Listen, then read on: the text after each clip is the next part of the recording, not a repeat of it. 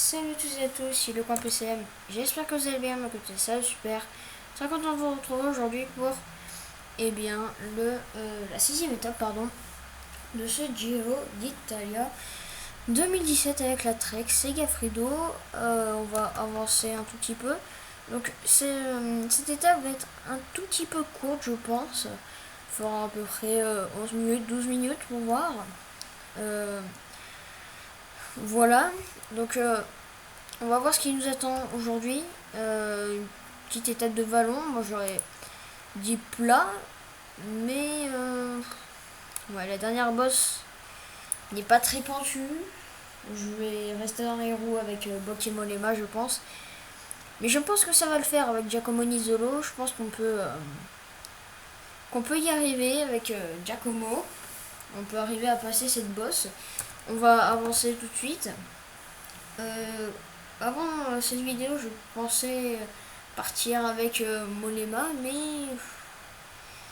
voilà, comme je vous ai dit dans la récente vidéo, la cinquième étape, et ben je veux, comment on peut appeler ça?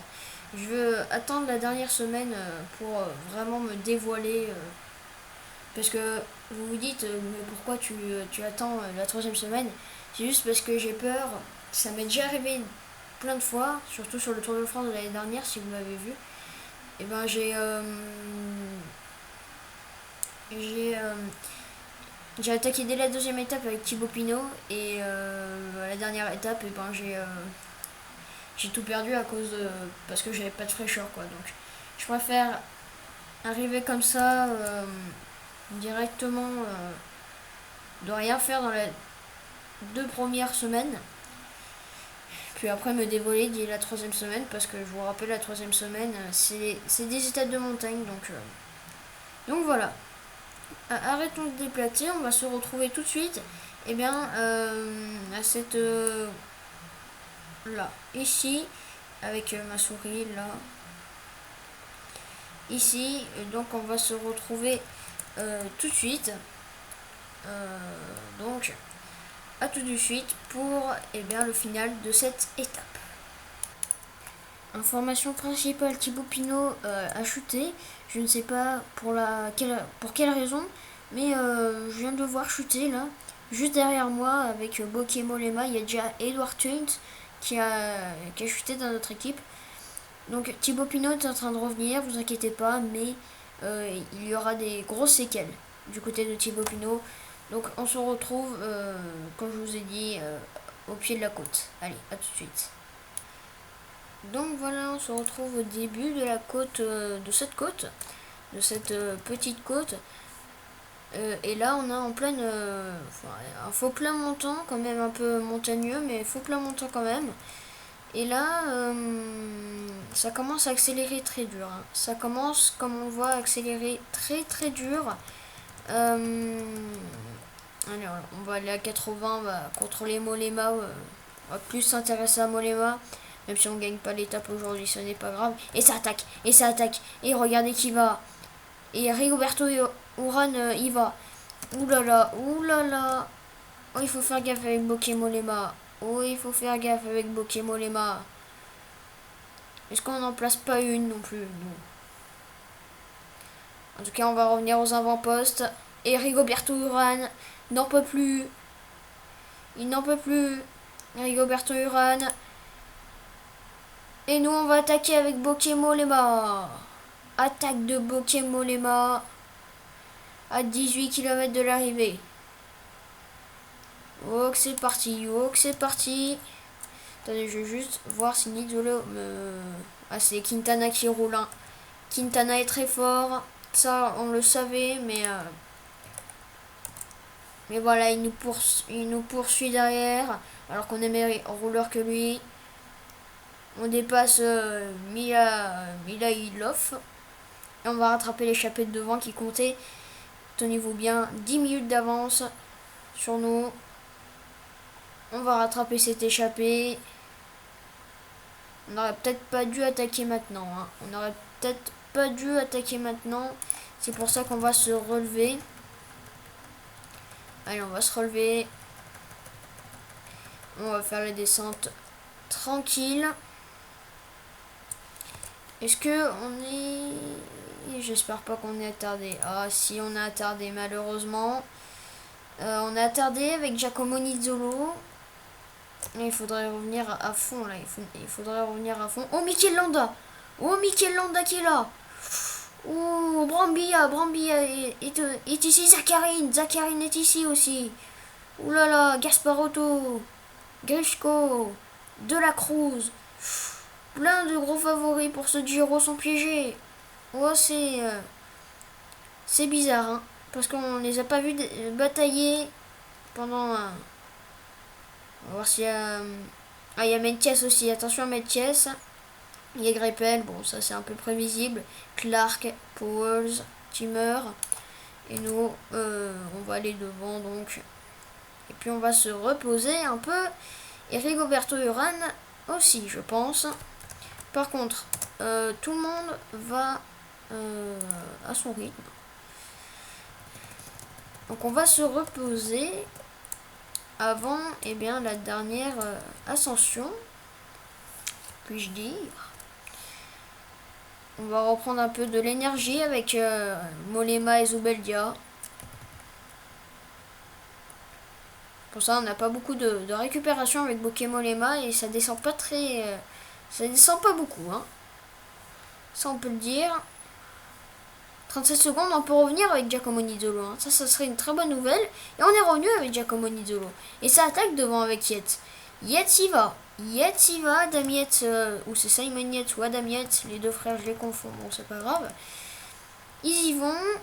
Donc nous, on va aller à 75 dans un premier temps avec Bokeh Mollema. C'est Adam Yates, je crois. En tout cas, il y a deux frères Yates, hein, on peut pas se tromper là. C'est qui part devant du coup? C'est Adam Yates qui prépare peut-être le terrain pour son frère Simon, le frère jumeau. Est-ce que Quintana est cuit? Et ça attaque avec ce Urán peut-être dans ce secteur. Slacter qui roule devant. Et nous on va rouler.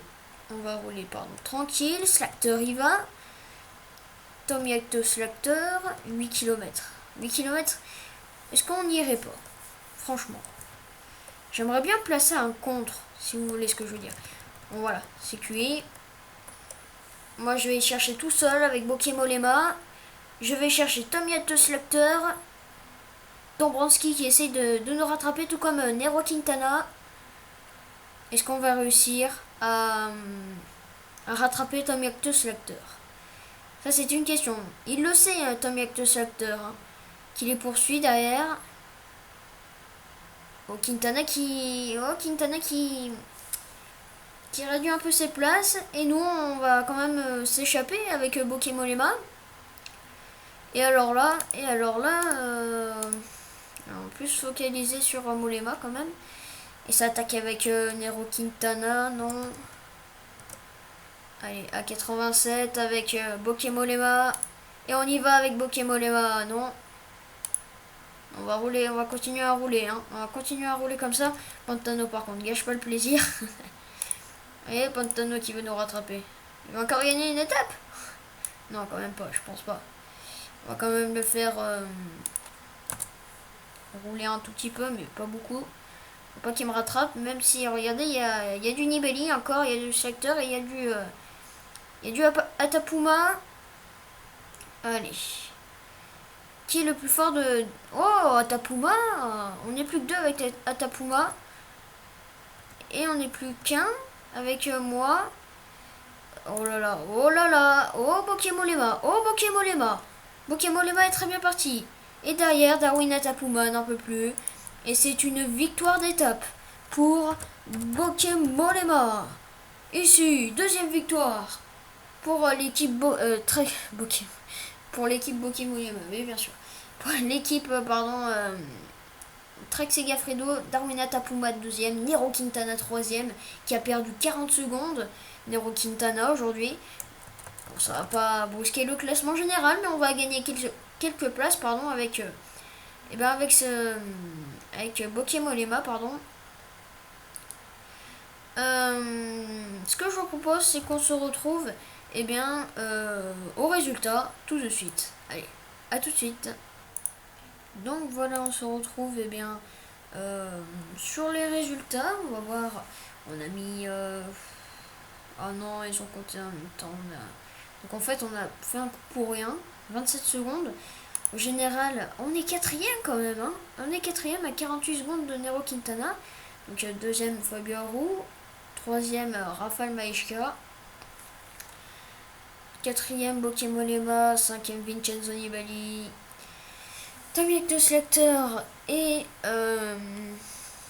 sixième, Andrew Talansky, septième, Jarlinson Pantano et huitième déjà. Et puis après Thibaut Pinot, je crois qu'il a perdu du temps. Hein. Oh, Thibaut Pinot a 2 minutes déjà de concéder. Hein. Alors combien sur l'étape, combien il a fini Thibaut Pinot? Ça c'est ce que je veux voir. Pas l'équipe AG2 Allemande mondiale, mais l'équipe LDJ. Il est terminé 28ème à 1,25 de Bokemolema. Et ben franchement, c'est beaucoup. Prochaine étape, ça sera donc la 7ème. Une étape de montagne, 100 km. C'est là, donc c'est pas la 17ème étape, hein, c'est bien la 7ème. Regardez. Sur 7ème, voilà, c'est celle-là. Une étape de montagne, la 8ème. Ce sera une étape de plat. La 9ème, c'est l'Etna. Eh oui, c'est l'Etna. Regardez cette montagne qui est vraiment hors du commun.